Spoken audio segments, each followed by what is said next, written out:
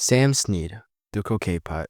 In 1967, Sam Snead started putting like this, crouched, legs straddling the ball, putting between his feet. It looked weird, but it worked. Snead said it helped him with the yips and gave him a better visual line. However, the PGA did not care. By 1968, the rulebook changed. Players can't straddle the line of their putt. They didn't name him, but the message was clear. You can putt however you want, as long as it's not the Snead style. Tiger Woods, the ball distance cap. Tiger wasn't just better. He was a one-man course redesign. He made 7,000-yard tracks feel like mini-golf. Suddenly, people blamed the ball. In 2003, the USGA capped the maximum ball distance at 317 yards. It wasn't called the Tiger Rule, but it may as well have been. Bryson DeChambeau, driver length limit. Bryson put on 40 pounds and started nuking drives over 370 yards. He won the US Open by ignoring fairways and just hitting it as far as possible. The response? In 2022, the USGA limited driver length to only 46 inches, down from 48. Why? Because Bryson proved long-distance drives work. Phil Mickelson. At the 2018 US Open, Phil hit a moving ball to stop it from rolling off a green. That's a 2-stroke penalty, but many thought he should have been disqualified. The USGA clarified the serious breach rules shortly after. Phil Mickelson has lived at the edge of legality for decades, and sometimes the edge moved because of him. Kevin Na, the shot clock effect. Kevin Na made golf feel like chess at .25 speed. In 2012, he froze on the tee, took 16 practice swings, backed off,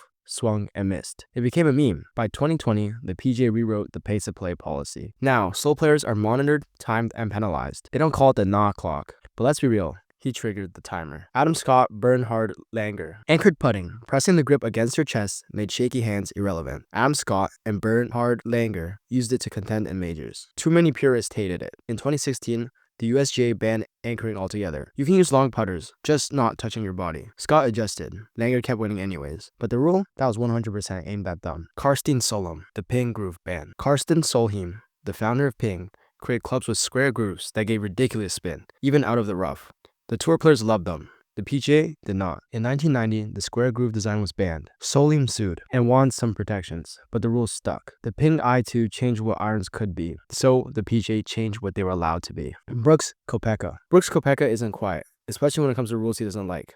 After multiple high-profile spats with officials over rulings, relief, and embedded lies, he went public. So did others. The backlash? The PGA simplified the rulebook in 2019, cutting the total number of rules from 34 to 24. It got easier to understand, because guys like Brooks were tired of playing the guessing rule. Arnold Palmer, the spike mark precedent. Palmer wasn't just the king. He was a walking rule breaker. He'd fixed spike marks before putting, even when the rules didn't allow it. Technically, it was illegal. But what were you gonna do? Penalize Arnold Palmer on national TV? His influence eventually led to the 2019 rule change. Golfers can now repair nearly all damage on the green, including spike marks. Arnold broke the rules so often, they rewrote it for everyone. LIV golfers.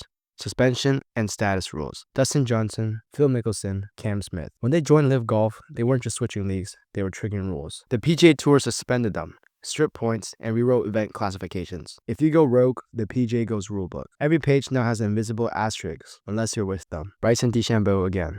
The compass ban. At the 2018 Travelers Championship, Bryson used a compass during his round to chart the green slopes. Legal? Technically yes, but it was far too outside the box. Soon after, the USGA announced a ban on its unusual equipment like compasses. They didn't rewrite the game for a swing, but for stationary tools, you can do the math. Just not with geometry class props. John Daly. At the 2001 PGA Championship, Daly requested a cart under the Americans with Disability Act. He got it, but when he tried again at other events, things got messy. In 2019, when he got a cart for the PGA Championship again, players and fans were outraged. Soon after, the PGA clarified its ADA policy and started vetting cart use far more aggressively. One guy drove a cart into a rulebook rewrite. Ernie Els. At the 2013 BMW PGA Championship, Ernie Els double hit a chip and called a penalty on himself. He was brutally honest. 6 years later, the rule changed. No penalty for accidental double hits. Why? Because players like Els were being punished for honesty. He didn't ask for a rule, but he lived it, so others didn't have to. Colin Montgomery. Drop zone debate. None bigger than at the 2004 Caltex Masters. He dropped outside the designated zone on video and claimed it was legal. The controversy exploded. After that, the PGA started marking drop zones more clearly and requiring video review in certain events. Monty wasn't penalized, but the rules got way tighter after that. Gary Woodland. Club damage clarity. At the 2016 Masters, Woodland accidentally broke a club hitting a tree. Back then, you couldn't replace it, even if it was accidental. New rules in 2019 now allow club replacement if the damage wasn't due to anger or abuse. Woodland never complained, but the incident forced the PGA to draw the line between bad luck and bad temper. Patrick Reed. the embedded ball incident. Reed picked up what he claimed was an embedded ball, without a rules official watching. Technically allowed, but the internet erupted. After that, the PGA clarified procedures for embedded ball relief, emphasizing a need for third-party confirmation when possible. Reed wasn't penalized, but the rulebook got a new footnote, in bold. Justin Thomas, known for his fiery outbursts, accidentally cursed during a live broadcast. The tour didn't fine him, but they added more delay buffers and began discouraging hot mics during sensitive moments. Dude, you gotta be fucking kidding me.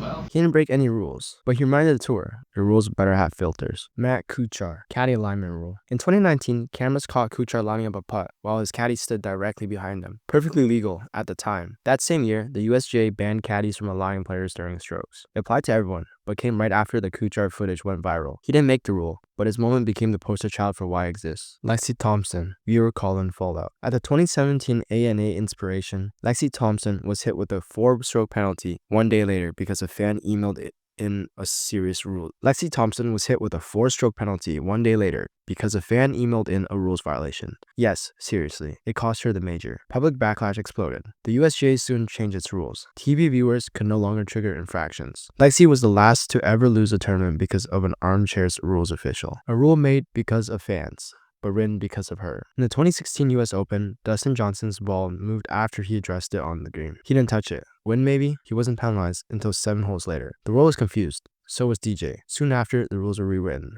If your ball moves on the green and it's not your fault, no penalty. Thank you, Dustin. Sergio Garcia, damaging greens rule. In 2019, Sergio attacked several greens in frustration during a Saudi event. Dragging his foot, slamming his putters, you named it. Slamming his putter, you name it. He got disqualified, but there was no clear PGA rule about damaging putting surfaces. Language was updated to explicitly allow removal or banning players for serious misconduct on greens. Sergio didn't change his attitude, but he did change the rulebook. Bubba Watson, visual aids rule. Bubba once used a green notebook filled with hand-drawn slopes, lines, and colors to read greens, like an art student solving calculus. Other pros complained it was too detailed, too powerful. So in 2019, USGA restricted green reading books, reducing detail, mandating font size, and eliminating slope mapping. Bubba didn't break the rules. He just illustrated them way too well. John Daly, again, all-co policy and the dress code crackdown. Daly once teed off in jeans. He's been spotted with a cigarette in one hand and a Diet Coke in the other. He even admitted to drinking during rounds early in his career. By the mid-2000s, the PGA Tour had tightened both the official dress code and conduct policies. No jeans, no tank tops, and definitely no beer on the scorecard. They never said no John Daly, though. They didn't have to.